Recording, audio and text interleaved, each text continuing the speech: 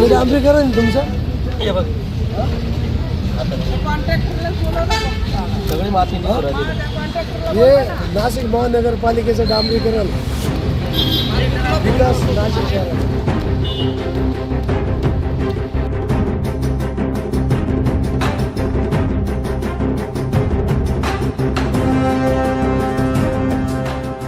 सातपूरच्या आंबडलिक road परिसरातील प्रभाग क्रमांक 26 मधील विविध भागात सुरू असलेले रस्ते दुरुस्तीचे काम म्हणजे नागरिकांच्या जीवाशी खेळ सुरू असल्याचे धक्कादायक वास्तव समोर आले आहे. MNGL गॅस लाईन व पाण्याच्या पाईपलाईनसाठी फोडलेले डांबरी रस्ते पुन्हा बुजवताना ठेकेदारांनी नियमांना केराची टोपली दाखवत थेट मातीवर डांबर टाकण्याचा प्रकार सुरू केल्याने परिसरात संतापाची लाट उसळली आहे.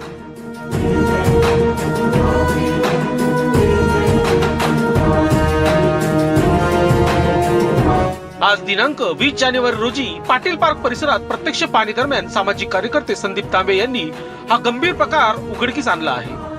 हातानेच टाकलेले डांबर अगलग निघून येत असल्याचे त्यांनी प्रत्यक्ष दाखवून दिले. ठेकेदारांच्या प्रतिनिधीला जाब विचारला असता कॉम्प्रेसर मशीन नाही असे बेजबाबदार उत्तर देण्यात आल्याने ठेकेदाराची मनमानी व प्रशासनाचे दुर्लक्ष स्पष्ट झाले आहे.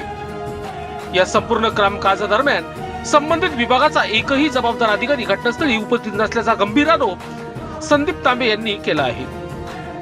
जोपर्यंत दर्जेदार व नियमाप्रमाणे काम होत नाही तोपर्यंत हे काम होऊ देणार नाही असा थेट इशारा त्यांनी प्रशासनाला दिला.